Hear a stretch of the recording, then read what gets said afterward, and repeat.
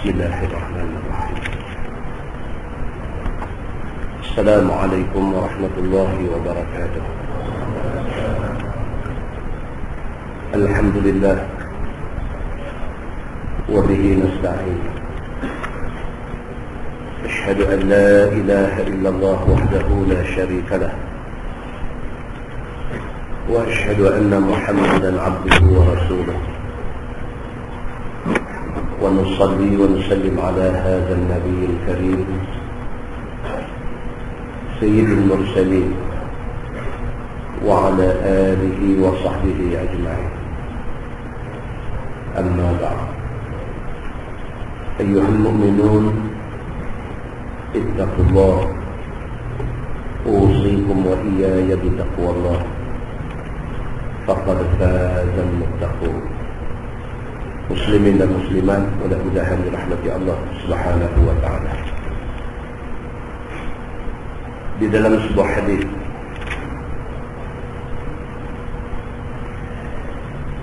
an Urwah anna Usamah bin Zaid akhbarah anna an-nabiy sallallahu alaihi wasallam rakiba himaran عليه إكاف تحته قطيفة فدكية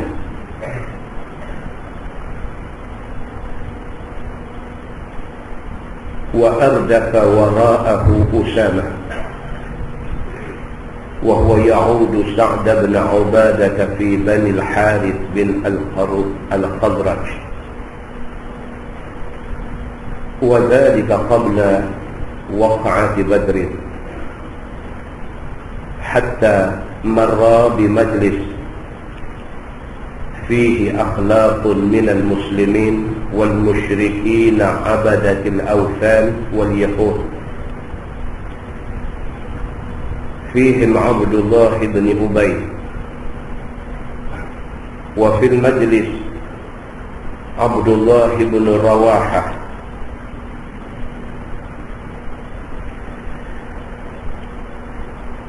فلما غشيت المجلس عجاجة الدابة خمر عبد الله بن أبي أنفه بردائه، ثم قال: لا تغبروا علينا. فسلم عليهم النبي صلى الله عليه وسلم، ثم وقف فنزل فدعاهم إلى الله وقرأ عليهم القرآن. فقال عبد الله بن أبي: أيها المرء، لا أحسن من هذا؟ إن كان ما تقول حقا فلا تؤذنا في مجالسنا، وارجع إلى رحلك، فمن جاءك منا فاقصص عليه. فقال عبد الله بن رواحة: ارشنا في مجالسنا، فإنا نحب ذلك. قال: فاستب المسلمون والمشركون واليهود حتى هموا أن يتواثبوا، فلم يزل النبي صلى الله عليه وسلم يخفضهم، ثم ركب دابته حتى دخل على سعد بن عبادة، فقال رسول الله صلى الله عليه وسلم: أي سعد، ألم تسمع إلى ما قال أبو حباب؟ يعني يريد عبد الله بن أبي. قال: كذا وكذا. قال: اعفو عنه يا رسول الله واصفح، فوالله لقد أعطاك الله الذي أعطاك، walaqad istalaha ahlu hadhihi al-buhairah an yutawwijuhu wa yu'assibuhu bil-'isabah falamma radda Allah dhalika bil-haqq alladhi a'takahu shariqa bidhalika fadhalik fa'ala bihi ma ra'aita fa'afa 'anhu an-nabiy sallallahu alaihi wasallam atau kama qala hadis sahih riwayat Imam Muslim. Daripada Usamah bin Zaid radhiyallahu anhu. Tuan-tuan, kita semua tahu Usamah bin Zaid ini adalah anak kepada Zaid bin Harithah. Zaid adalah anak angkat Nabi. Usamah anak Zaid ni pun Nabi ambil buat anak angkat dia juga. Jadi sama ada bapa dia Zaid ataupun anak dia Usamah, dua-dua pun anak angkat Nabi sallallahu alaihi wasallam. Hadis ini riwayat daripada Usamah bin Zaid. Kata dia, pada satu hari Nabi sallallahu alaihi wasallam rakibah himaran. Nabi naik himar. Nabi dia ada satu ekor himar yang menjadi kesukaan Nabi, orang hadiah ke Nabi. Himar tu himar putih. Nabi turun perang. Kalau kita baca hadis cerita tentang perang Hunain, Nabi naik himar putih. Dan kita baca hadis cerita tentang perang Hunain, Nabi SAW kena ambush, kena serang hendak. Dalam keadaan Nabi dan para sahabat tak bersedia diserang oleh musuh. Sedangkan perang Hunain adalah perang yang tentera Islam cukup ramai. Bila jadi cempera macam tu, pakat lari. Tinggal Nabi SAW dengan beberapa orang saja yang duk jaga Nabi di kiri kanan. Ketika itu Nabi naik himar putih dia. Kata Usamah bin Zaid, satu hari ketika Nabi SAW sedang naik himar dia, alaihi ikar. Himar itu himar yang berpelana. Dia ada pelana tempat duduk. Tahtahu qitfatun fadakiyah. Dilapik pula, dialah pula pelana itu dengan kain sulaman fadakiyah. Dia cerita dalam hadis ni detail. Nabi nak himar apa, himar tu ada pelana ke tak ada pelana ke, atas pelana tu pula lapis pula satu kain sulam. Ni hadis ni nak cerita secara detail apa yang dia nak abang kita ni. Kata dia, wa ardafa wara'ahu Usamah, dan aku, dia kata Usamah, aku duduk belakang Nabi. Dia naik satu himar dengan Nabi. Nabi duduk depan, dia duduk belakang Usamah. Wa huwa ya'udu Sa'd bin Ubadah fi Bani al-Harith bin al-Khazraj. Nabi SAW dalam perjalanan nak menziarahi satu sahabat yang bernama Sa'd bin Ubadah. Sa'd bin Ubadah ni dia terkena ada panas sesak musuh. Jadi dia sakit. Dalam keadaan dia sakit kerana terkena panas sesak ni, Nabi pergi ziarah dia. Wa zaka qabla waqa'ati Badr. Benda ni dia kata jadi sebelum daripada perang Badar lagi. Ini benda ni jadi. Perang Badar, perang mula-mula. Sebelum perang Badar benda ni jadi. Hatta marra bimajlis fihi aqlatun minal muslimin wal musyrikin 'abadatil awthan wal yahud. Wa fihim Abdullah ibn Ubay. Kata Usamah, ketika dia dengan Nabi duduk nak himar nak pergi ziarah Sa'd bin Ubadah ini, mereka melintasi satu kumpulan yang dalam kumpulan itu ikhtilat, bercampur di antara orang Islam ada, musyrikin yang sembah berhala pun ada, Yahudi pun ada. Mereka duduk sembang dalam satu majlis. Nabi SAW lalu di tepi majlis mereka duduk sembang ramai-ramai ni. Nabi lalu. Dan di dalam kumpulan yang sembang tu ada Abdullah bin Ubay bin Salul. Ini orang jahat. Abdullah bin Ubay bin Salul ni Islam. Dia orang Madinah. Sebelum Nabi hijrah daripada Mekah ke Madinah, dia marjah di Madinah. Di Madinah ni ada apa-apa orang refer dekat dia. Orang tanya dia.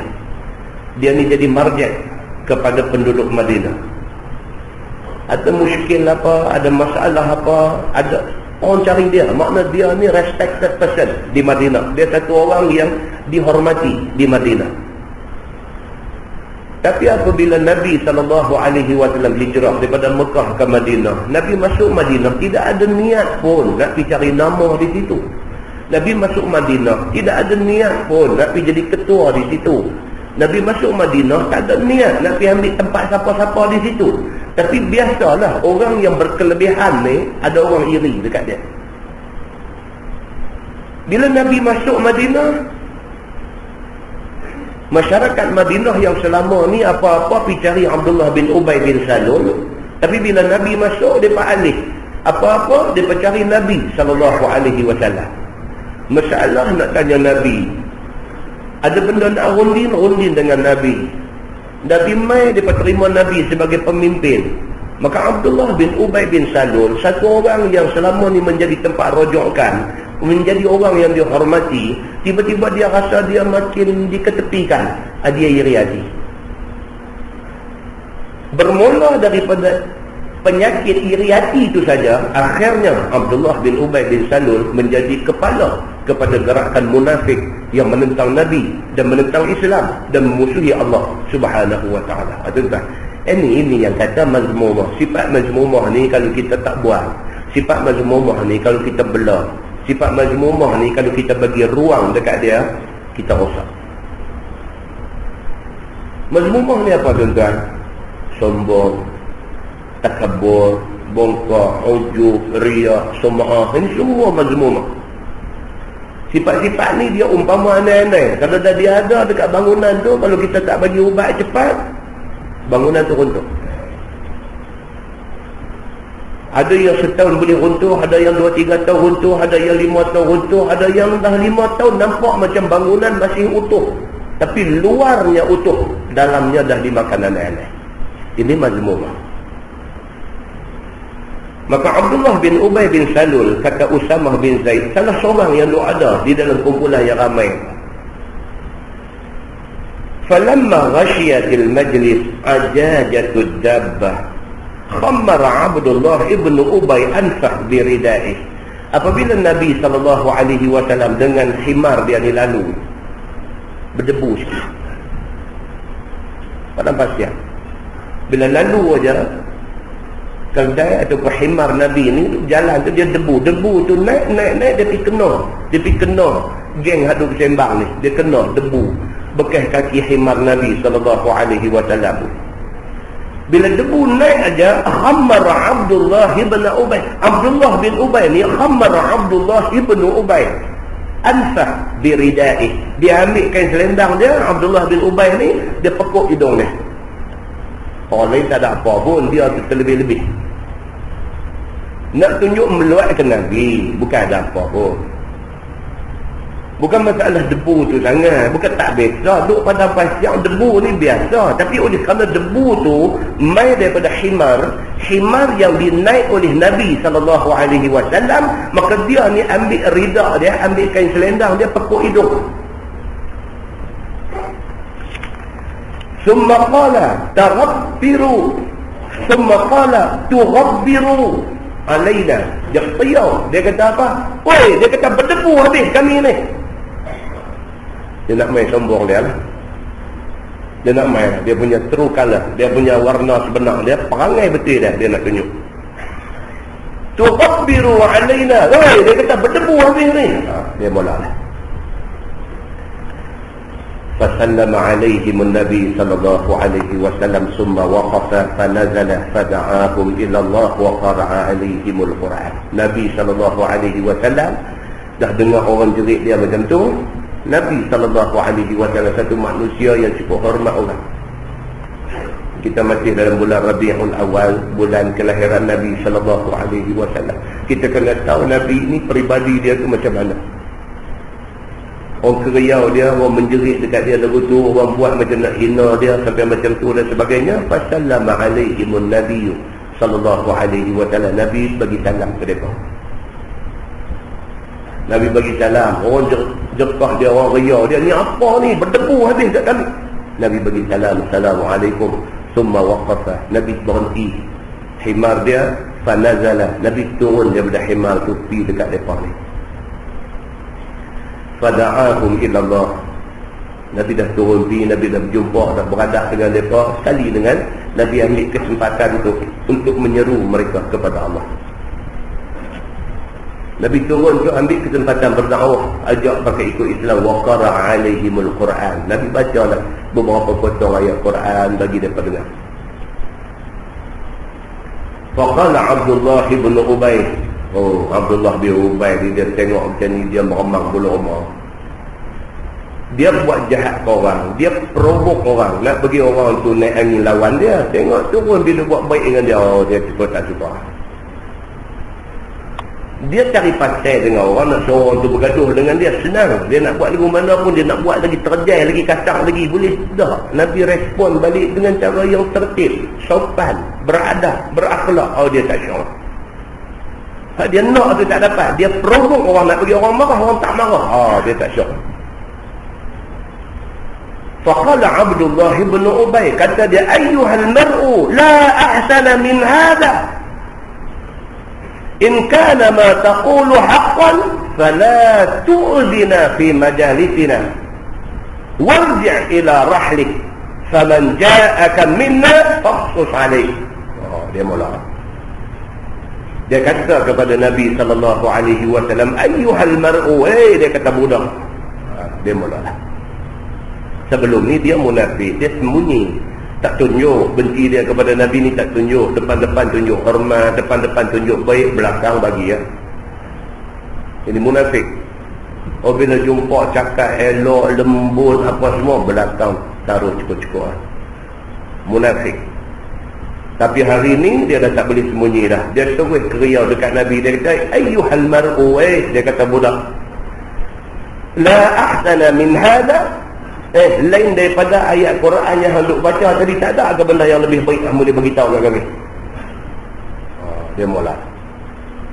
Lain daripada mai jumpa orang pergi baca ayat-ayat Quran ni, tak ada akan lagi benda yang lebih baik daripada ni. In kana ma taqulu haqqan, kalau sekiranya benda yang hang cakap ni betul sekalipun, fala tu'zina fi majalisina, jangan mai duk menyakitkan kami dalam majlis kami ni. Dan walaupun benda yang hang cakap ni benda betul, dia kata jangan rumai bagi kami sakit hati di sini. Warji' ila rahlik, habis balik rumah hang, dia kata faman ja'aka minna faqsus alaih. Kalau siapa daripada kalangan kami ni pi di rumah hang, makna dia mau nak ikut hang cerita panjang-panjang dekat dia. Dekat kami jangan.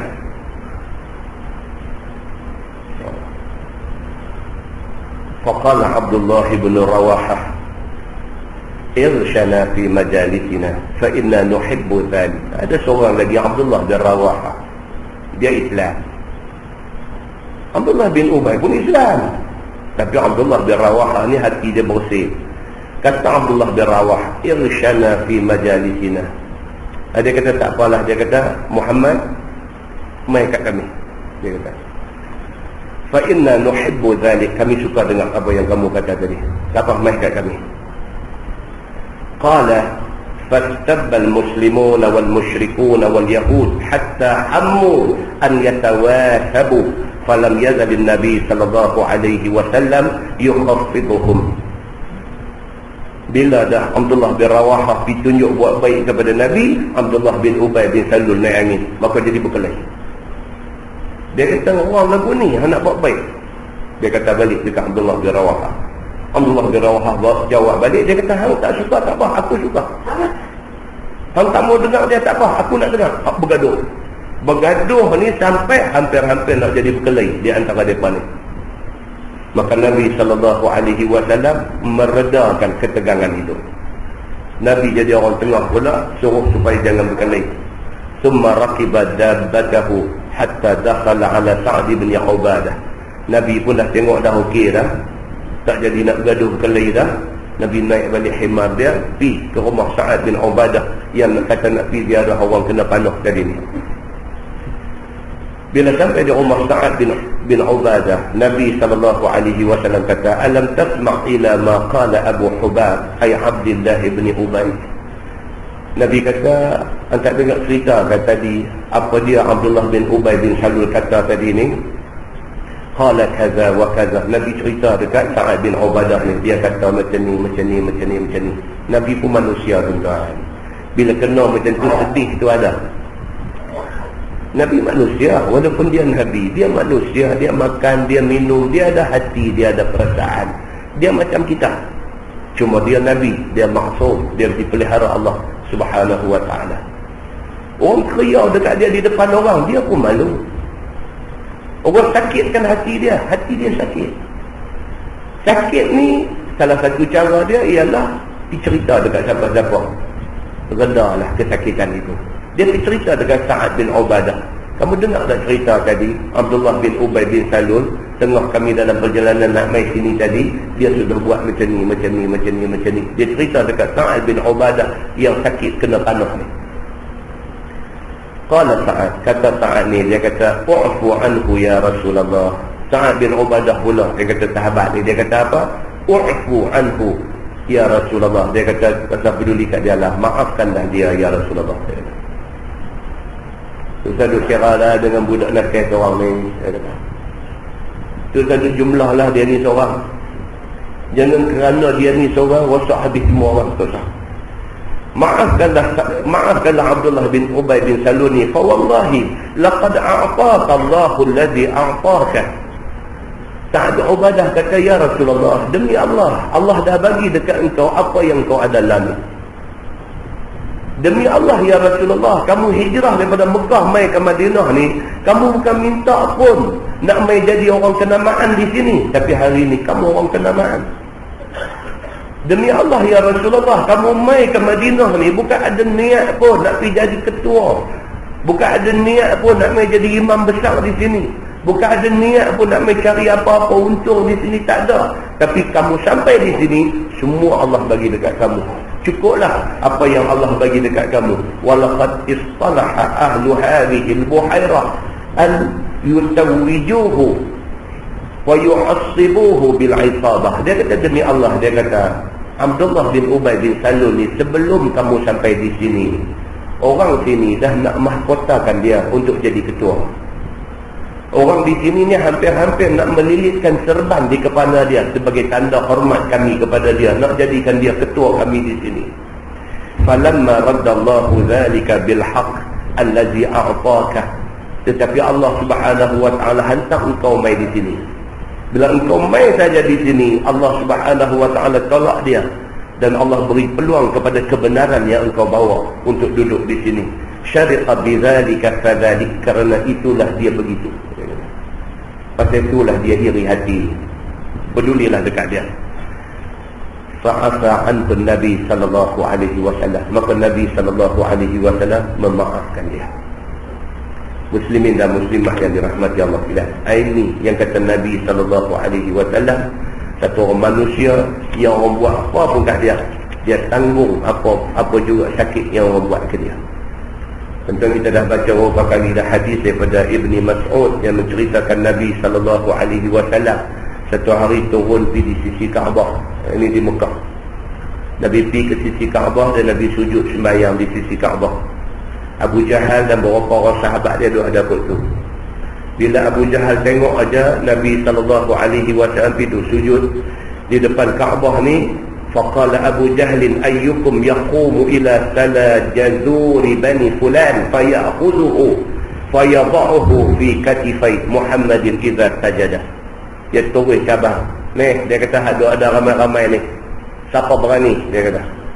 Dia ambil perut unta hak depa sembelih 2 hari lepas tu. Mai lungguk atas belakang Nabi sallallahu alaihi wasallam ketika dia sujud. Dia kata.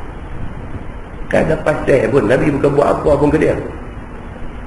yang sakit hati, yang tak lena tidur, yang duk pejam jelek duk fikir nak buat apa lagi dekat Nabi ni. Bukan ada satu sebab pun. Kerana tengok Nabi keluar pergi sembahyang, sujud di tepi Kaabah. Kerana tu aja, tak boleh tahan, hati panas. Terus cabar orang yang ada di depan dia. Ayyukum, di kalangan hampa ni siapa yang sanggup dia ambil jazur, dia ambil perut unta hak orang sembelih 2 hari lepas, ambil mai lepas atas belakang Nabi idza sajada, apabila dia sujud. Bila dia cabar aja macam tu, adalah kawan nak buat. Bangkit satu orang, fanba'ata ashqal qaum, dia kata maka bangkit hak paling gedebeh, hak paling jahat daripada hak ada. Ada tu jahat belaka, tapi hak paling jahat bangkit dia kata aku boleh buatlah benda ni, benda kecil. Pi ambil mai perut unta busuk ni, mai tunggu Nabi sujud dia lungguk atas belakang. Lepas dah lungguk benda tu di atas belakang Nabi SAW, pakat duk lawan gelak ni sama-sama dia. Wa ja'ala ba'dhum yamilu ala ba'din. Hadis ni kata gelak ni sampai terhoyong-hayang. Tolak aku tolak hang, gelak ni. Tengok boleh buat ke Nabi macam tu.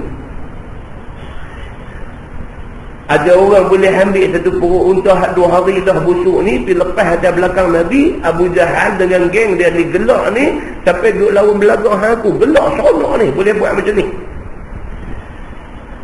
Wan Nabi SAW sajid, dia kata Nabi kekal sujud, dia tak bangkit. Dia tahu dah orang main buat benda tak elok atas belakang dia. Seorang sahabat Nabi SAW yang ada di situ, iaitu Ibnu Mas'ud, dia duduk ada di situ, dia duduk tengok. Dia kata kalau dah aku ada kekuatan, aku nak pergi buang kekotoran yang ada di belakang Nabi itu, tapi aku tak berani, dia kata.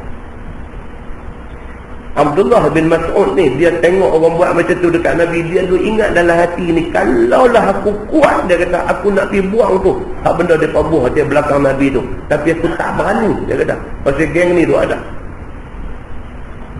ada seorang lari balik ke rumah, bagi tahu dekat anak Nabi Fatimah binti Rasulullah, bagi tahu kata orang dah buat dekat ayah macam ni. Fatimah dengar lari keluar daripada rumah dia. Ketika itu dia ni Juwairiyah, hadis kata masih budak lagi. Main ni sambil dia marah, dia maki orang hak buat ni, sambil dia bersihkan belakang bapak dia. Falamma qada Nabi SAW salatah, Nabi pun apabila dah anak dia mai tolong buang cuci apa semua, dia habis juga semayangnya. Bila habis selesai Nabi SAW semayang, rafa'a sautah, Nabi angkat suara dia. Nabi summa da'a alaihim, wa kana idza da'a thalathan, wa idza sa'ala thalathan. Nabi SAW terus angkat suara tinggi dan Nabi berdoa. Nabi doa tiga kali. Nabi kata Allahumma alaika bi Quraisy. Nabi kata ya Allah, pelingkupkanlah bangsa Quraisy ini.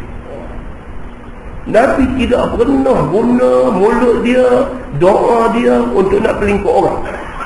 Tapi Nabi SAW rasa apa yang dia buat kat dia pada hari itu melampau. Nabi bangkit daripada sujud, Nabi perhabis semayang, Nabi terus doa, Allahumma alaika bi Quraisy, Allahumma alaika bi Quraisy, Allahumma alaika bi Quraisy. Salatan, dia kata 3 kali. Nabi kata ya Allah binasakan Quraisy, ya Allah binasakan Quraisy, ya Allah binasakan Quraisy. Kata hadis tu, falamma sami'u sautah zahaba anhum adh-dhih. Puak-puak ni bila dengar Nabi bangkit daripada semayang dia, Nabi doa minta supaya dibinasakan mereka ni semua. Bila dengar macam tu, berhenti gelak mereka. Takut kat Nabi, bukan takut. Mereka tahu orang tua ni kalau minta Tuhan bagi ni. Wah, pasal dia kata jadi main lintah apa panah kita nanti. Takut, bukan dia tak takut. Tapi masa dia nak buat, dia tak takut. Bila dah Nabi bangkit, Nabi doa Allahumma alaika bi Quraisy, takut mereka ni. Berhenti gelak semua ni. Wa khafu da'watah, takut mereka kepada doa Nabi SAW. Summa qala Rasulullah SAW, Nabi tak habis di situ.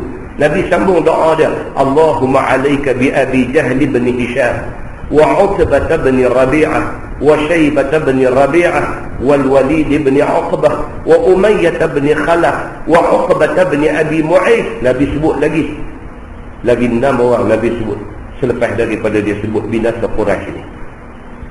Dia sebut nama seorang-seorang ni, ya Allah, dia kata binasakanlah Abu Jahal bin Hisham. Sebut nama Abu Jahal, dengar dia kata punggah aku, dia kata.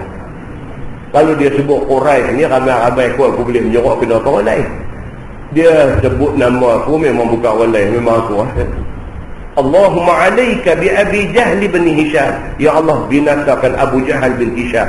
Wa Utbah bin Rabi'ah. Dia kata dan Utbah bin Rabi'ah. Sebut dengan bin-bin sekali. Kalau Utbah saja ada 7 orang Utbah, tak tahu mana satu. Sebut bin memang tak silap lah. Yang aku maksudkan ni, dia sebut satu. Kata Usama, kata Ibnu Mas'ud yang meriwayatkan hadis ni, dia kata fawallazi ba'atha Muhammadan sallallahu alaihi wasallam bil haqq. Demi Allah, Tuhan yang mengutuskan Nabi Muhammad sallallahu alaihi wasallam dengan utusan yang benar. Dia kata, laqad ra'aitu allazi samma. Aku tengok sendiri nama-nama yang Nabi sebut di dalam doa ini. Sar'a yauma badrin, bergelempang di medan perang Badar. Mati ke semua nama yang Nabi sebut ni, bergelempang mayat mereka ni. Summa suhibu ilal qalib badrin. Kemudian mayat mereka ni diheret dan dilempar di dalam lubang-lubang telaga buruk di Badar itu. Abdullah bin Mas'ud meriwayatkan hadis ni, dan hadis ni hadis sahih riwayat Imam Muslimin dan Muslimat yang dirahmati Allah sekalian. Kesimpulan yang kita nak ambil apa dia? Satu, Nabi Muhammad sallallahu alaihi wasallam yang kita sambut kelahirannya dalam bulan ni adalah satu manusia yang cukup susah nak bawa Islam mai ke kita hari ni. Cukup susah. Islam dia nak bagi ke kita hari ni Nabi bawa mai dengan susah payah, bukan dengan senang-senang. Hargailah Islam yang Nabi bawa mai dengan susah payah ni. Jangan kita cederakan Islam kita sendiri. Ya, mudah-mudahan mukadimah itu memberi manfaat kepada kita semua, insya-Allah. Kita menggunakan Bahrul Mazi jilid 15. Bahrul Mazi jilid 15. Muka surat 154. Muka surat 154. Kita masuk, dia kata masalah khalifah itu 12. Apa maknanya? Kata ulama adalah makna 12 khalifah di sini, yakni 12 khalifah daripada bangsa Quraisy yang sempurna di dalam khalifah mereka itu Islam berkembang. Dan bukan 12 khalifah itu dengan makna khalifah Ar-Rashidin daripada Quraisy 12 khalifah. Kerana di dalam 12 itu ada khalifah yang tiada membetulkan jalannya sebagai jalan Nabi SAW. 12 ni hanyalah 12 yang jadi khalifah ikut jalan Allah dan jalan Rasul. Ada juga selepas daripada Ali bin Abi Talib, dia start kerajaan Bani Umayyah. Ada dah main cerita macam-macam. Dia start daripada cerita kerajaan Bani Umayyah ni daripada Muawiyah bin Abi Sufyan. Dia main anak dia Yazid bin Muawiyah. Cerita dah duk main pelik-pelik dah. Sampai cucu Nabi SAW dipancung, kepala dibawa main menghadap Yazid bin Muawiyah ni, karut dah, dah jadi karut dah. Maka disebut di dalam hadis ni ada 12 khalifah yang bagus-bagus. 12 itu bukan semua berturut-turut daripada Abu Bakar dan pi sampai 12 tak, dia kata. Tak berturut-turut. Dia ada yang bagus, ada yang tak bagus, dia kata. Baik. Kemudian dia kata masalah menghina raja dan pemerintah. Dikehendaki dengan raja di sini ialah khalifah Nabi SAW dan raja besar kepada negeri dan sultan dan pemerintah. Maka raja-raja itu bagaimana zalimnya sekalipun, maka ialah satu nikmat yang besar yang dikurnia Allah bagi makhluknya. Kerana dimisalkan satu kumpulan yang tiada kepala bagi kumpulan itu, maka tentulah membawa kepada berlakunya fawda, dia kata. Ketua ni kena ada. Walaupun ditakdirkan ketua yang ada tu jahat, tetapi ada ketua itu penting. Kalau tak ada ketua, dia jadi fawda. Dia kata, fawda ni maksudnya keadaan tak boleh kontrol. Fawda ni maksudnya tak ada siapa dengar cakap siapa. Itu fawda. Fawdha ni maksudnya tak ada undang-undang dah pada masa tu. Ikut masing-masing nak rempuh ke mana, dia rempuh pergi. Tuan tengok keadaan bila jadi fawdha ni. Tengok ni macam tu jadi gempa bumi di Chile.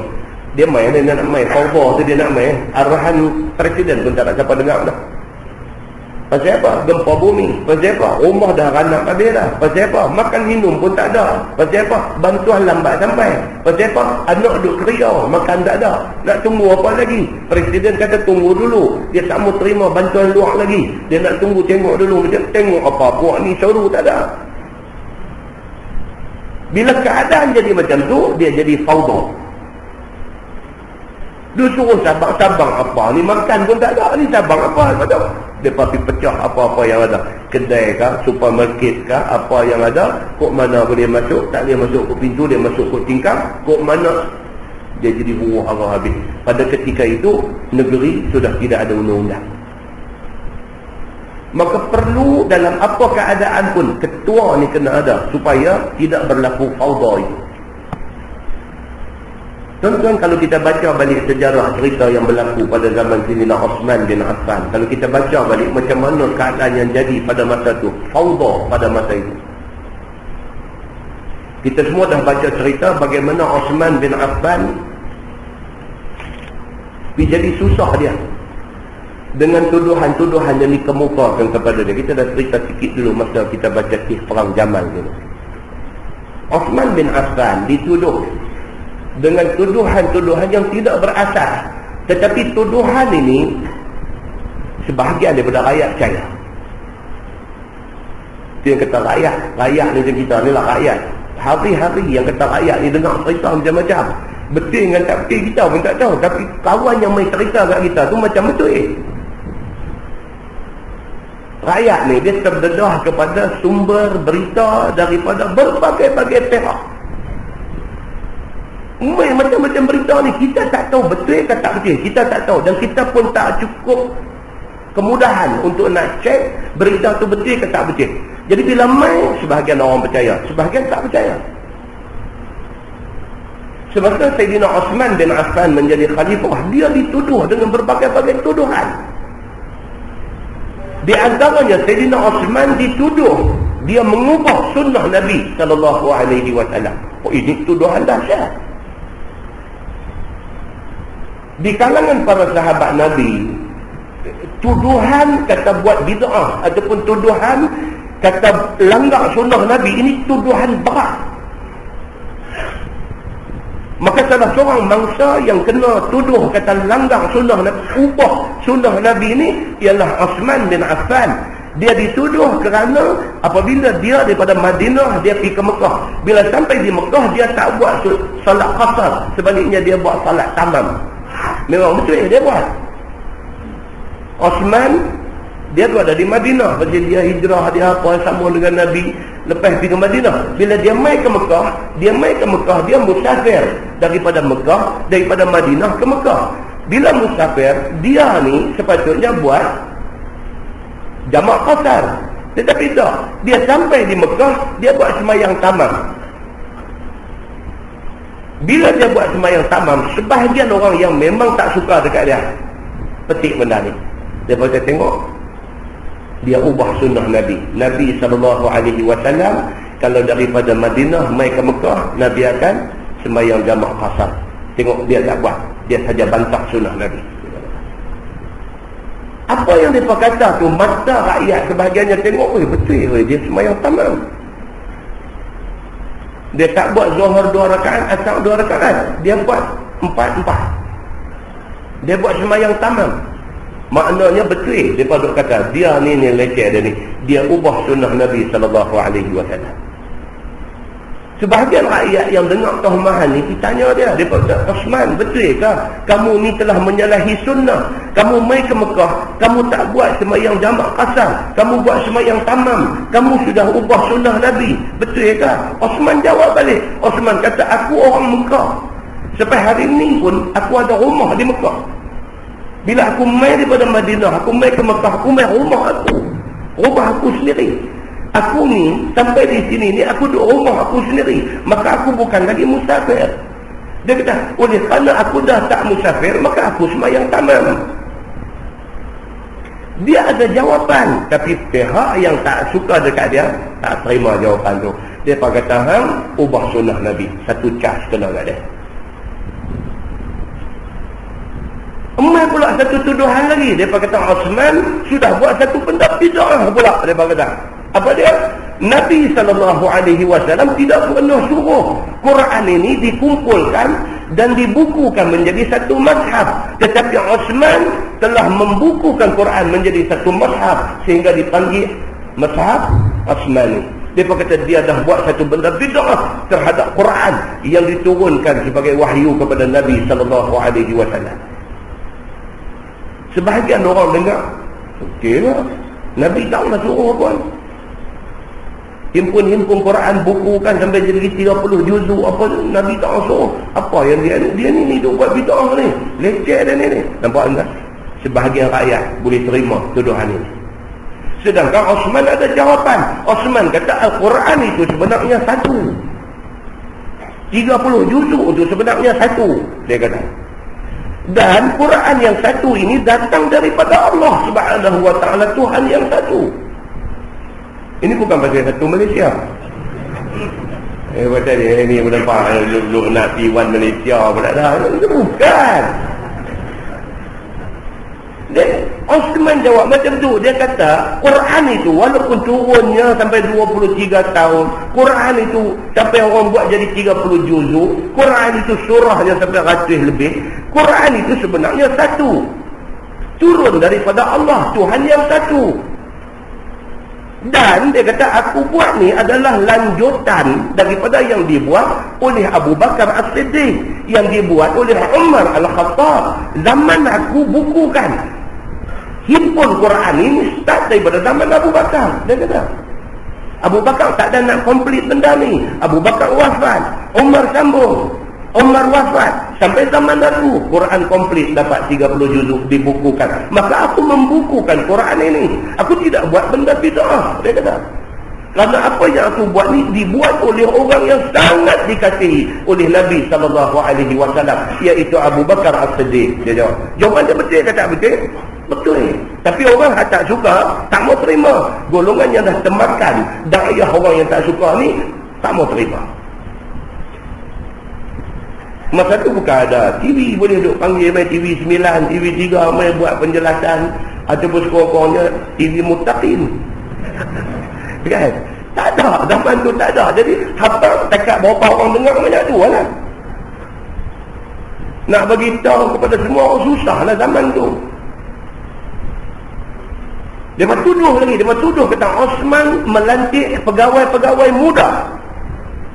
Tuduhan tu memang betul. Pentadbiran Osman ni, pentadbiran Osman kebanyakan pegawai dia orang muda-muda.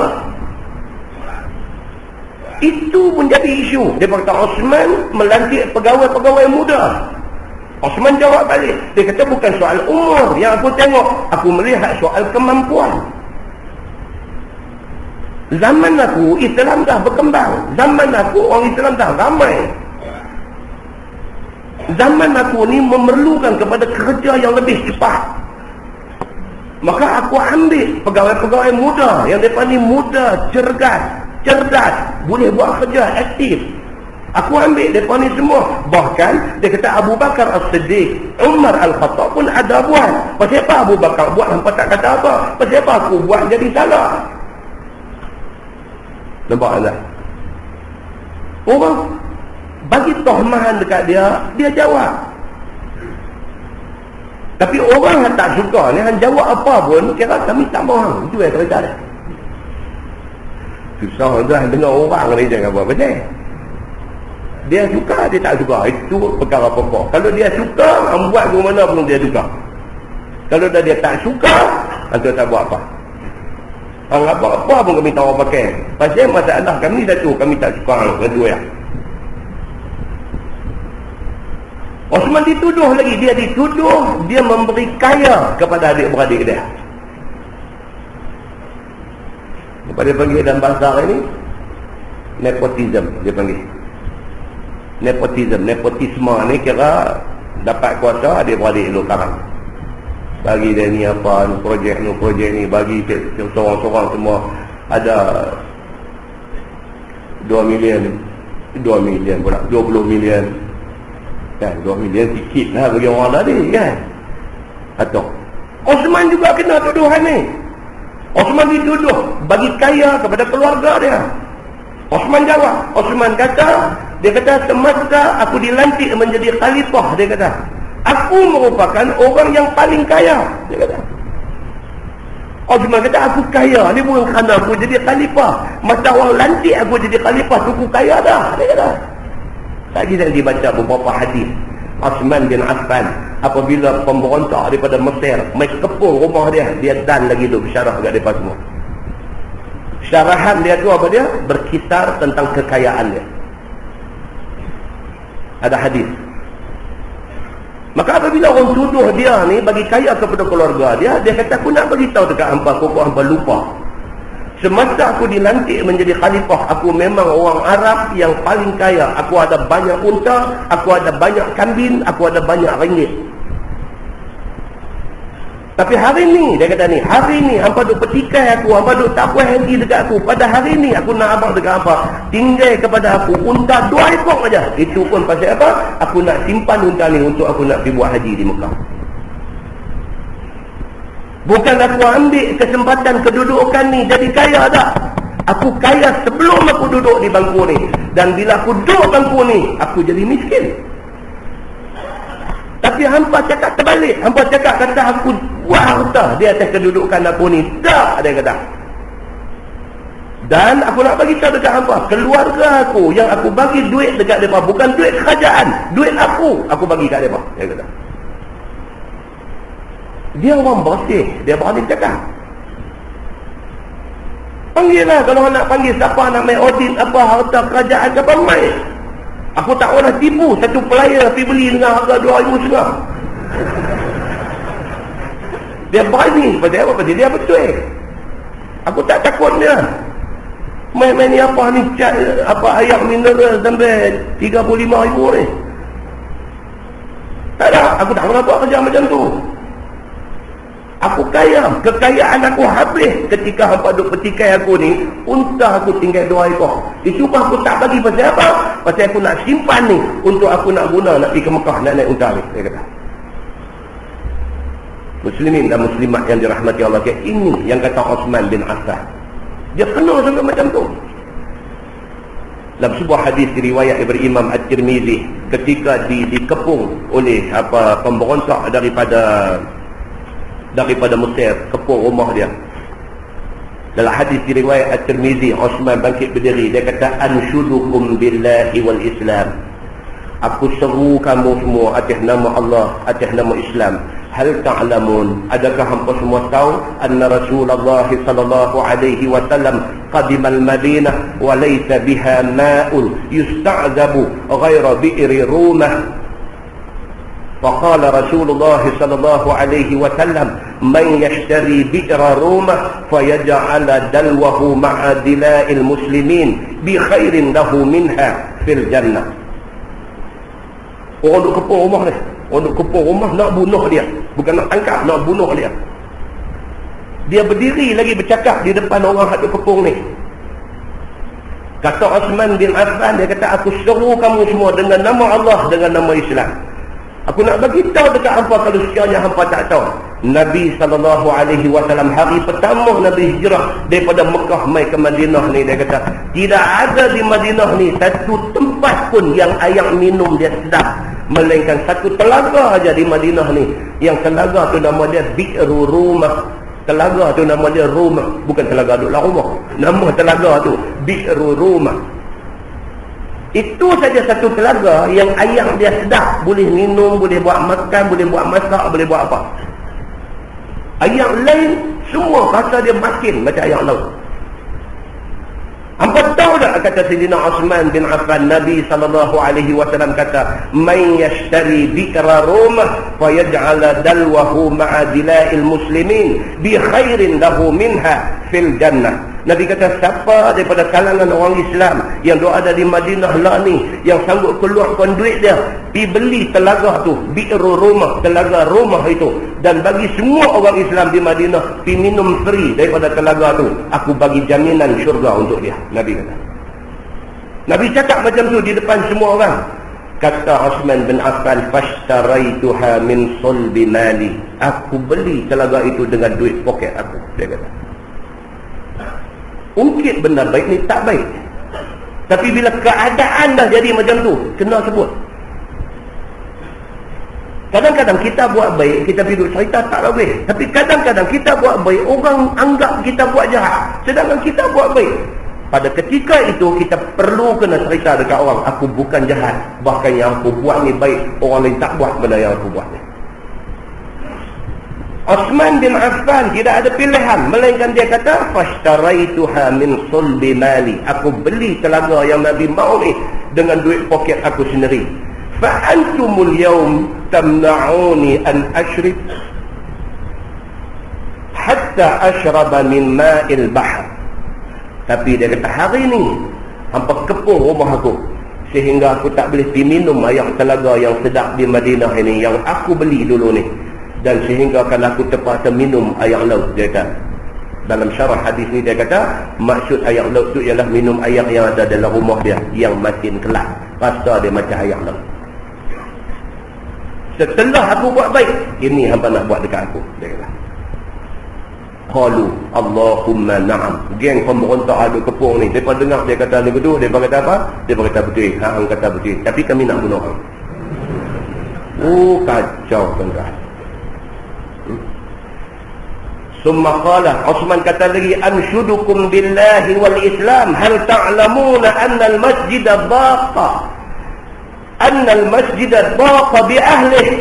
Faqala Rasulullah sallallahu alaihi wasallam, man yashtari buq'ah ala fulan fayazidaha fil masjid bi khairin minha fil jannah.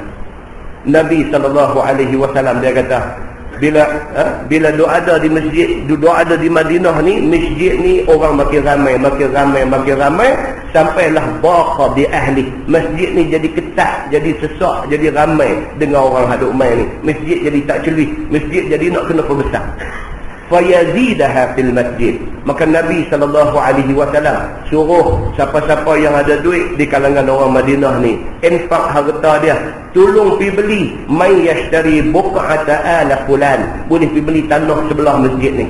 Siapa orang Madinah yang ada duit lebih, pergi beli tanah sebelah masjid kita ni, kita boleh perbesar masjid ni supaya selesa orang nak sembahyang. Nabi kata lagu tu, kalau siapa boleh bawa keluar duit pergi beli tanah sebelah masjid untuk tujuan pembesaran masjid ni, fil jannah. Nabi kata, aku bagi jaminan dia dapat syurga. Bila Nabi kata lagu tu, fashtaraituha min sulbi mali, Osman kata apa? Aku bawa keluar duit poket aku pergi beli tanah sebelah masjid tu. Dan masjid hari ni besar yang apa duk tengok ni, tanah tu beli dengan duit poket aku, dia kata. Osman sebut balik benda ni kepada semua orang. Fa antumul yaum tamna'uni an usalliya fiha rak'ataini. Dia kata, hari ni hampa kepung rumah aku, tak bagi aku keluar sehingga aku nak pergi sembahyang sunat 2 rakaat pun tak boleh di masjid Nabi, dia kata. Dia sebut, kemudian hadis dipanjang, dia sebut lagi. Dia kata, hampa tahu tak ketika nak berlakunya perang Tabuk, Islam tak ada duit nak beli pekakeh senjata perang, Nabi SAW bangkit berdiri, siapa boleh infak harta daripada jalan Allah untuk nak bantu beli kelengkapan perang, nak pergi perang Tabuk ni, aku janji dia syurga. Osman kata apa? Aku keluar duit poket aku bagi untuk tujuan perang Tabuk, dia kata. Dan last kali dia kata apa? Dia kata, hampa tahu tak, dia kata, ketika aku bersama dengan Nabi SAW wa ma'ahu Abu Bakrin wa Umar wa ana, dia kata, kami ketika itu dua ada di atas satu bukit bernama Bukit Tabir di Makkah. Di atas bukit itu dia kata, Nabi wa Abu Bakrin wa Umar wa ana, Nabi, Abu Bakar, Umar dan aku, Sayyidina Osman. Dia kata, kami dua ada atas bukit tu. Fataharrakal jibal hatta tusaqata hijaratuhu. Bergerak bukit tu sampai jatuh batu daripada atas bukit, bergolek jatuh batu ke bawah. Qala faraqadahu birijlih. Nabi hentak bukit tu dengan kaki dia. Wa qala, dan Nabi kata, uskun sabir. Nabi kata, wahai bukit sabir, diam kamu, tenang kamu. Fa inna ma'alaika nabi.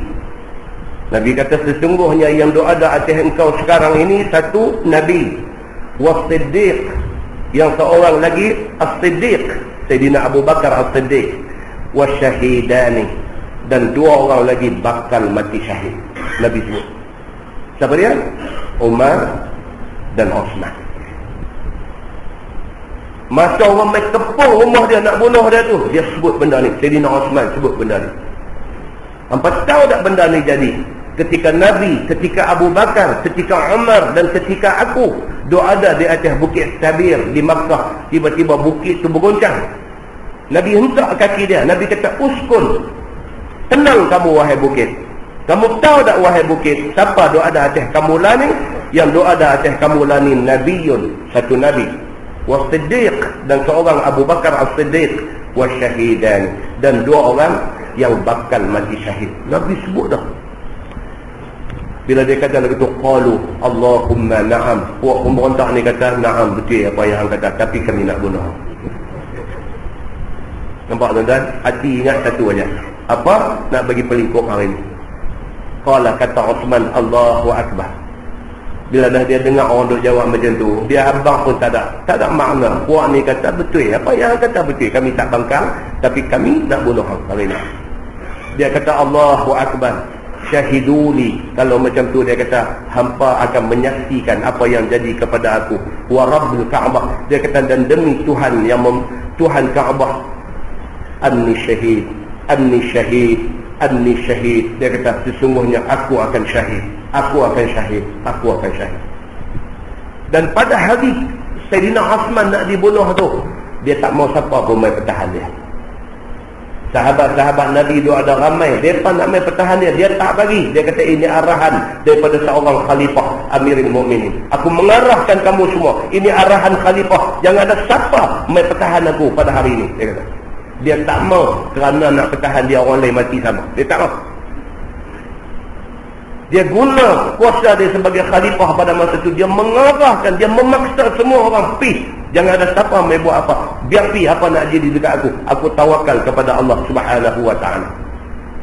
Tuan buka dalam sejarah, dalam buku Tarikh At-Tabari, dia cerita detail tentang benda ni. Dia kata pada hari Sayyidina Osman nak kena bunuh tu, dia dalam keadaan berpuasa.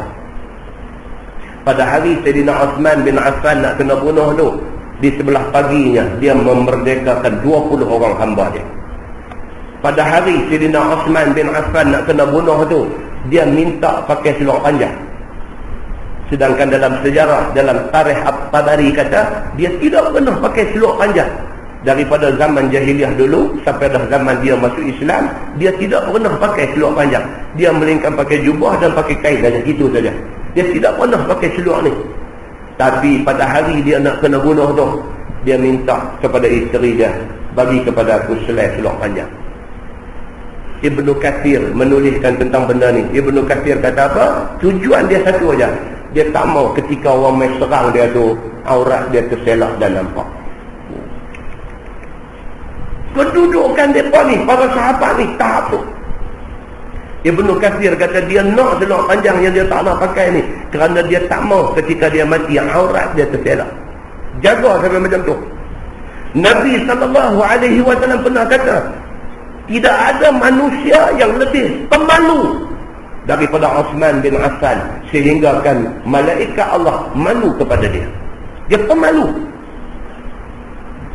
Dah macam sahabat kita, apa nama, Ustaz Asri, apa, Rabbani, Allah yarham Ustaz Asri yang meninggal, menyanyi Rabbani. Dia tak nak pakai baju tangan pendek. Saya ada sekali lah jumpa dia masa dia main saya duduk kerja di matrikulasi masa tu, kami panggil dia main buat persembahan di tempat kerja tu. So kami bagi dekat dia penginapan di Cinta Sayang, Sungai Petani. Saya pergi jumpa dia, pergi kawan sebilik dengan dia tu. Okey Ustaz, buka pintu panggil masuk. Saya pun masuk duduk. Dia duduk bilik air masa tu. Dia keluar daripada bilik air tu, pakai kain pelikat, pakai baju pagoda, tangan pendek. Lepas tu kain tolak, buah teh bau. Kan? Kita dia buka kat pintu, tengok kita, dia terkejut tu dia tarik kain tolak ni, tutup sampai ke pergelangan tangan ni. Saya pun awak dia terkejut macam ni. Kan, bukan orang perempuan, Syamsuri bin Ahmad, bukan Samsiah. Kan? Itu kita pun minta maaf lah tu. Saya keluar tak apa dah, tak apa. Dia masuk bilik. Kawan duduk bilik dengan dia ni kata, dia kata ustaz memang macam tu, dia tak bisa pakai baju tangan pendek. Dia berasa, satu dia berasa macam mana, dia berasa macam dia buka aurat. Dia buka aurat, tapi orang jenis ni, jenis warak ni kadang nak tengok ubur-ubur rambut pun tak boleh, sentiasa pakai kepiah. Ni jenis orang macam tu. Dia orang bagus kan? Allah yarham Ustaz-Asri, orang bagus. Ni jenis macam ni orang ni ada. Osman bin Affan lebih lagi lah. Pemberontak, selepas habis dia bagi ucapan panjang lebar apa semua, dia pakai takut mana pun kami nak bunuh hang, dia pergi bakar pintu rumah dia. Hak bawah ni bakar pintu rumah, hak atas daripada sutuh bumbung rumah sebelah lompat naik ke rumah dia. Lepas masuk pergi, Osman pada ketika itu buka Quran, tu baca Quran. Dia ready lah apa nak jadi pun. Dia tak mau lawan, dia tak mau apa, dan dia tak bagi siapa main pertahan dia. Dia buka Quran, dia masuk pemberontak daripada Mesir ini, ambil satu besi, pukul kepala dia pecah, darah semua atas Quran. Dia perpijak Quran itu seperti mana yang dicatatkan di dalam tarikh At-Tabari. Bunuh sahabat Nabi yang jamin syurga, lepas itu Quran dia duk baca tu, dia perpijak. Manakala isteri dia dipotong jari. Osman mati dalam keadaan macam tu. Ya, Sayyidina Osman bin Affan mati dalam keadaan macam tu, syahid dia. Sebelum tu, satu hari sebelum, dia kata dia mimpi, dia nampak Nabi, dia nampak Abu Bakar, dia nampak Umar. Mereka pesan dekat dia, wahai Osman, puasalah kamu esok hari dan kita berbuka puasa sama-sama. Dia yakin dia akan dapat syahid, dan Allah Subhanahu wa ta'ala bagi kat dia. Kita baca sejarah macam ni, kita takut kan, macam mana hebatnya generasi para sahabat Nabi Ridwanullah alaihim ajma'in. Sampai macam tu dia tak boleh buat. Mati dia 5 hari, keadaan negara menjadi fawda. Ni yang kita dah baca ni. 5 hari tidak ada khalifah menggantikan dia. Kemudianlah baru dilantik Sayyidina Ali bin Abi Thalib sebagai khalifah yang keempat, menggantikan Osman bin Affan radhiyallahu anhu. Ini yang kata fawda. Fawda yakni tiada peraturan yang ada di dalam hal kumpulan itu. Maka demikianlah juga negeri apabila tidak ada ketua, tidak ada raja di dalamnya, pastilah negeri menjadi fawda, tidak ada peraturan di dalamnya. Maka apabila fawda, tentulah menjadi haru biru segala isi di dalamnya. Dia tak ada ketua, ni khalifah tak ada Perdana Menteri, tak ada raja yang memerintah, dia jadi kalang kabut. Tak tahu siapa punya arahan kita nak dengar, dia kata. Kerana orang ini zalim ke atas orang ini, dan orang ini zalim ke atas orang ini, tak ada undang-undang. Anda boleh bayang tak kita duduk di Malaysia ni, tiba-tiba undang-undang tak ada. Terfilat merah pun kutu dia belah pergi juga. Kira apa, dia kata polis pun tak ada dah lah ni. Dia ni pun belah, accident, merata roundabout accident, traffic light accident, dia jadi huru-hara habis. Polis tak ada semua, polis tak puas hati pada minta gaji naik tak naik misalnya. Mereka tak mau jaga peraturan misalnya. Mereka tak mau nak jaga peraturan apa pun huru-hara. Kalau start ni tak apa lagi, kalau tak ada polis trafik, tuan-tuan boleh bayang Kuala Lumpur, trafik tak kerja satu hari, apa jadi? Kuala Lumpur, peak hour, waktu orang balik pejabat, peak hour. Pada masa tu, kalau sekiranya tidak ada polis trafik jaga, harap lampu isyarat merah, kuning, hijau tu, jam masing-masing sampai rumah pukul 10 malam. Bila time peak tu, bila time orang balik kerja ni, traffic light pun tak pakai, polis trafik kena kontrol. Dia duduk satu dengan miset tarik dia dengan whistle dia, cup dia gawang tu, jalan, dia duduk balik dah. jalan. Dia cukup lagi yang tekan minyak terus lagi. Kan? Tak lagi dia cupri, dia tunjuk tu monti, balik sini pula jalan. Tu kalau tak ada dia, orang sampai rumah pukul 10. Bayangkan kalau tak ada polis, tidak ada peraturan, tidak melingkup habis semua ni. Maka perlunya ada kepada pemimpin, yang pemimpin ni kena atur ni segala peraturan-peraturan ni semua, barulah kehidupan manusia boleh berjalan elok. Walaupun kadang-kadang pemimpin ni zalim, tetapi ada pemimpin itu perlu. Muslimin dan muslimat yang dirahmati Allah sekalian. Kemudian dia kata, apabila telah dikurniakan Allah bagi satu negeri itu seorang raja besar yang memerintah atas semuanya, jadilah dapat isi negeri itu nikmat yang besar kerana dapat nikmat keamanan. Bila ada pemerintah, semua berjalan elok, masing-masing dapat rasa keamanan. Dan peraturan di dalam negeri boleh berjalan, pergaulan di antara seorang dengan seorang yang lain boleh berjalan. Dan kerana itu mustahaklah banyak syukur kepada Allah Subhanahu wa taala oleh orang-orang yang ada mempunyai raja di negeri masing-masing. Dan kalau hendak orang-orang negeri besarkan rajanya itu dan muliakan dia dan segala penolongnya dan orang-orang yang diberinya memerintah, dan janganlah sekali-kali menghinakan raja-raja besar dan orang-orang yang diberi kuasa memerintah itu. Jangan. Kalau tak ada langsung pemerintah dia buruh habis semua. Kerana menghinakan mereka itu haram pada syarak.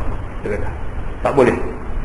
Maka bermula dalil yang menunjukkan demikian itu adalah hadis riwayat At-Tirmizi dengan kata dia an Ziyad bin Husayn Al-Adawi radhiyallahu anhu qala kuntu ma'a Abi Bakrah tahta minbari Ibn Amir wa huwa yakhutub wa alayhi thiyabun riqaq faqala Abu Bilal unzuru ila amirina yalbatu thiyab al-fusaq.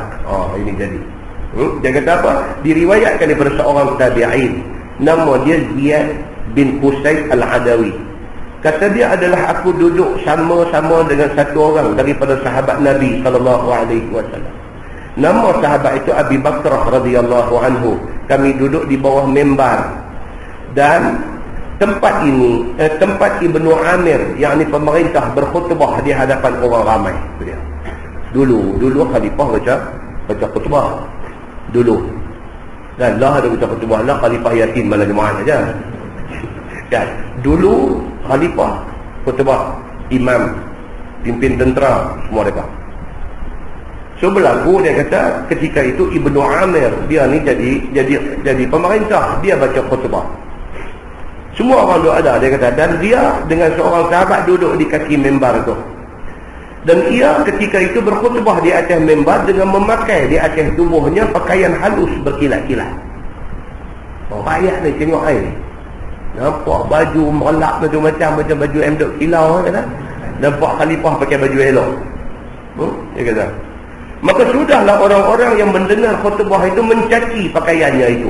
Ni tuan-tuan yang kata manusia ni ada mulut, tak ada insurans. Dia nak kata apa dia kata? Tengok ustaz beli kereta bawah, kereta bawah pak. Mulut tak ada insurans. Beli kereta tu bukan minta duit dia pun. Dah tidak dia nak kata. Tengok pakai baju apa kan sikit air, kata baju nampak malak elok ni, baju ni bukan beli pekan Rabu ni, tak luar negeri mana ni. Dia ada benda dia nak buruh tu. Berlaku kepada Ibnu Amir ketika dia jadi pemerintah, dia duk baca khutbah, baju dia hari itu metalik. Berkilat-kilat, merelak-relak nampak baju metalik. Ni ada di bawah mimbar ni, bila tengok-tengok ni dia kata apa? Dia kata, cuba lihat oleh sekalian kamu akan raja kita ni memakai kain orang-orang yang fasik. Dia kata, tengok, dia kata, dia pakai baju apa? Dia kata, yalbasu thiyabal fusaq. Dia kata pakai baju orang fasik, pakai macam artis. Dia kata, pakai tak payah. Susah dah bila jadi apa? Jadi pemimpin, jadi pemerintah, jadi public figure, susah. Semua orang kotor tengok. Buat rumah besar sikit orang kata, bertukar kereta pun orang kata, tengok apa berbaju buat lagu mana sikit orang kata. Pasal apa? Pasal dia duduk tempat tu, tempat semua orang duduk kotor tengok. Kalau dia tak jadi itu semua orang tak kata. Sebab dia pemerintah, sebab dia ulama, sebab dia public figure, sebab tu orang nak kata macam-macam kat dia. Maka kena kepada Ibnu Amir ni, bila dia tengok tu, baju metalik ni macam nampak merelak, baju orang Pasik, dia berkata, bagi sebiji. Cuba lihat, dia kata dia, cuba lihat oleh sekalian kamu akan raja kita ni pakai pakaian orang Pasik. Sudahlah ia menyerupai dengan orang Pasik dan kutu-kutu yang hina yang hina pada syarak ini. Dia kata, pakaian ni pakaian artis yang dia pergi pakai. Apa? Cuba saya ni katalah bulan depan saya mengajar. Saya pakai kepiah hitam, kemudian gantung pula apa ke satu lagu pasukan nasib tu gantung tu. Apa? Lagu rantai apa, lagu satu biji permata apa ke pula buh di depan ni, gantung pula pun ni.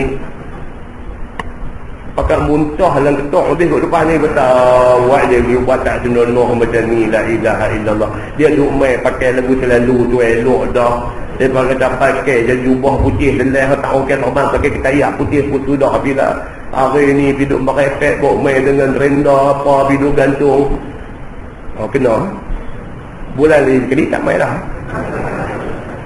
Bulan tu tak tahu nak jadi lagu tu main lah. Lagi kali tak main lah. Kita buat penat, aku berasa duk dah 30 tahun lepas pun menyesal kalau aku tak pergi. Ana pakai sekali tu jana habis semua. Nampak tak? Ibnu Amir kena macam tu. Bukanlah setara dengan raja orang-orang Islam. Dia berkata apa dia pakai ni tak sesuai sebagai satu khalifah kita. Maka di dalam itu didengar oleh seorang sahabat Nabi SAW akan Abu Bilal itu mencaci raja di atas mimbar yang sedang berkhutbah itu. Nama sahabat Nabi itu ialah Abu Bakrah. Faqala Abu Bakrah, uskut, sami'tu Rasulullah sallallahu alaihi wasallam yaqul, man ahana sultan Allah fil ardi ahanahu Allah. Maka kata satu sahabat Nabi sallallahu alaihi wasallam yang bernama Abu Bakrah yang duduk sebelah dia ni tadi ni, dia kata, diam kamu daripada mencaci raja itu, kerana telah aku dengar Nabi SAW bersabda, barang siapa menghina sultan, yakni memandangkan kepada orang akan sultan itu hina dan tidak berkebesaran dan tidak berkehebatan, dan dicelanya dengan perkataan yang tiada layak dengan sultan itu, di tengah-tengah orang ramai pula di muka bumi ini, seperti di dalam masjid ataupun di dalam kumpulan yang besar ataupun di dalam surat khabar ataupun lainnya. Dia pergi cerca sultan ni sampai tempat publik, tempat umum, dalam ceramah ke, tulis dalam surah abang ke, buat posting email ke, apa hantar, kutuk macam tu. Nabi SAW kata, barang siapa yang mencaci, menghina sultan, nescaya menghina akan dia oleh Allah SWT. Nabi kata At-Tirmizi, ini hadis hasan lagi sahih. Tak boleh pergi cerca dengan cercaan yang tidak patut diberi kepada dia. Tak boleh macam tu, dia kata. Masalah dia kata menghina raja dan pemerintah itu dicegah oleh syarak. Apa sebabnya? Kata ulama, adalah sebab dilarang syarak menghina raja-raja dan pemerintah itu ialah kerana apabila dihina akan dia, nescaya jadilah hina dan leceh dia pada pandangan mata semua orang. Bila kita pergi hina dia, dia jadi jatuh pada mata semua orang. Dan apabila jadi hina dan leceh di mata orang, nescaya hilang hebat dia. Bila orang pakai duk kata macam-macam kat dia, duk peleceh dia, jatuh dia, tak ada kehebatan dia. Maka jikalau ada seseorang raja itu berdiri dengan tiada hebat, nescaya jadilah laksana harimau sudah jadi kucing, dia kata. Bila jadi keadaan macam tu, jadi raja, jadi sultan, duk kena cerca dengan orang. Kalau dia rimau, jadi kucing dia, tak ada siapa turun dah dekat dia. Sungguh pun ada siung dan ada kuku yang tajam. Walaupun rimau lagi, dia tak kucing, dia duk rimau situ lah. Dia buka mulut je nampak tarin apa semua, tapi orang duk nampak macam kucing juga. Habis dia kata, yakni ada kekuasaan yang keras dan lulus, tetapi tiada siapa takut dan tiada siapa silu akan hukumnya, dan tiada siapa endahkan apa katanya dan sebagainya daripada kehinaan, fitnah dan karut. Maka boleh jadilah yang demikian itu. Dia kata dengan kerana tu boleh lingkup habis semua ada-ada. Kena jaga benda-benda macam ni, kena jaga. Pasal apa? Pasal dia membawa satu kuasa yang boleh mengatur rakyat yang ada. Kesalahan dia, kesilap dia manusia. Mesti ada salah silap. Mesti ada saluran yang kena untuk nak menegur dia. Satu saluran yang kena untuk nak menegur dia. Bukan dengan cara mengaibkan dia di khalayak ramai. Kemudian tajuk akan datang, dia kata bab ma jaa fil khilafah. Bab ma jaa fil khilafah, itu bab yang datang yang membicarakan perkara tentang jadi khalifah, dia kata. Tajuk yang akan datang nak cerita tentang hal menjadi khalifah, macam mana cara dia. Kalau kita tengok balik Nabi SAW, Nabi nak wafat, Nabi tak bagi tahu siapa pengganti dia. Tak ada. Cuma ada beberapa hadis, beberapa tindakan Nabi yang diambil kira kemudiannya, orang kata Abu Bakar akan ganti Nabi. Tapi daripada mulut Nabi SAW sendiri, Nabi tak namakan siapa pengganti dia. Lepas wafat Nabi SAW baru timbul cerita ni. Sahabat pergi berhimpun di balai Saqifah Bani Sa'idah, pergi berhimpun di sana, pergi bincang ni macam mana cerita Nabi dah wafat, siapa nak ganti Nabi untuk nak mengurus pentadbiran negeri. Dalam perbincangan tu naik 2-3 nama dan sebagainya. Akhirnya kata sepakat dicapai Abu Bakar As-Siddiq orang yang paling layak menjadi khalifah. Alasan mereka mudah saja. Bila Nabi sakit, Nabi namakan seorang saja untuk menggantikan Nabi sebagai imam. Walaupun Aisyah isteri Nabi dia objek, dia bantah cadangan Nabi. Dia kata, ya Rasulullah, jangan Abu Bakar. Abu Bakar bapa saya kenal dia. Dia ni satu orang yang mudah menangis. Kalau sekiranya dia naik jadi imam, orang tak dengar bacaan dia, tangisan dia mengatasi bacaan dia. Jangan bagi dekat dia, bagilah dekat Umar. Nabi marah Aisyah. Nabi marah Aisyah. Nabi kata, aku kata Abu Bakar, maka Abu Bakar. Sahabat ambil hadis tu. Sahabat kata apa? Kalau urusan agama, urusan akhirat, Nabi percaya kepada Abu Bakar As-Siddiq, apatah lagi urusan dunia. Dia kata, maka Abu Bakar lah orang yang paling layak menjadi khalifah. Semua orang pun dengar hujah tu, semua angkat bai'ah, taat setia kepada Abu Bakar As-Siddiq. Dia jadi khalifah. Bila Abu Bakar jadi khalifah, sebelum dia turun, dia pula menamakan Umar sebagai pengganti dia. Jadi ada dua contoh di situ. Nabi tidak namakan siapa-siapa. Abu Bakar As-Siddiq menamakan Umar sebagai pengganti dia. Jadi dua-dua cara ni boleh diterima untuk orang kemudian hari. Kepada pemerintah yang kedatangan tanda-tanda sakratul maut, dia boleh namakan pengganti dia. Dan kalau sampai dia habis umur, dia tak namakan sesiapa, sekumpulan orang yang diberi kuasa untuk memilih siapa sebagai pengganti, mereka ni akan propose, akan cadangkan siapa-siapa satu nama, dan nama tu kemudian yang dipilih sebagai pengganti dia. Kemudian tajuk akan datang, dia akan bincang detail macam mana proses pelantikan khalifah seperti yang ditunjuk oleh Islam berdasarkan ayat Quran dan hadis Nabi SAW. Kemudian dia akan main pula cerita bagaimana ada third party pula dalam politik, tuan-tuan, daripada zaman Nabi sampai kita ni, sampai kiamat. Bila bercakap tentang politik, dia akan ada dua pihak.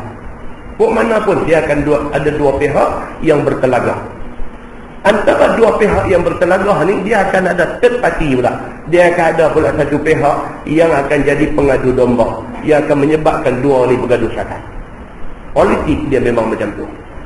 Cumanya apabila kita belajar daripada sejarah yang berdasarkan kepada ayat Quran dan hadis Nabi SAW, pengajaran tu kita nak ambil. Kita nak kenal siapa dia third party, golongan ketiga yang suka melihat pergaduhan, yang suka melihat perpecahan, yang suka melihat keadaan jadi huru-hara ni. Siapa dia ni? Dan jangan ikut dia. Sejarah ajak kita, dan insya-Allah akan datang dia akan main cerita-cerita yang macam ni semua. Kemudian dia akan cerita tentang golongan yang kata ahli syura, siapa?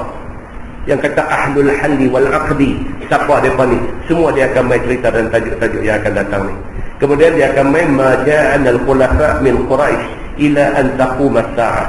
Ada pula hadis yang menceritakan khalifah-khalifah ini hendaklah daripada bangsa Quraisy sehinggalah berlakunya kiamat. Kemudian dia akan mai pula satu lagi hadis yang menakutkan kita. Apabila Nabi SAW sebut terang-terang, Nabi kata apa? Al-khilafatu fi ummati 30 sana. Nabi sebut sebelum Nabi wafat lagi dah. Nabi kata al-khilafah, yang dikatakan khilafah ni, pemerintahan Islam ini di kalangan umat aku 30 sana. Dia akan berlanjutan 30 tahun. Nabi sebut 30 sana. Nabi sebut 30 tahun. Apa rahsia di sebalik 30 tahun yang disebut oleh Nabi SAW tu? Selepas Nabi wafat, benda tu jadi. Bila habis, orang jumlah balik tepat macam yang Nabi kata. Tepat maksud dia apa tuan-tuan? Selepas wafat Nabi SAW, naik Sayyidina Abu Bakar As-Siddiq. Abu Bakar jadi khalifah apa tahun? 2 tahun. Abu Bakar 2 tahun dia tak lama. Nabi wafat umur 63. Ketika Nabi wafat, Abu Bakar umur 61.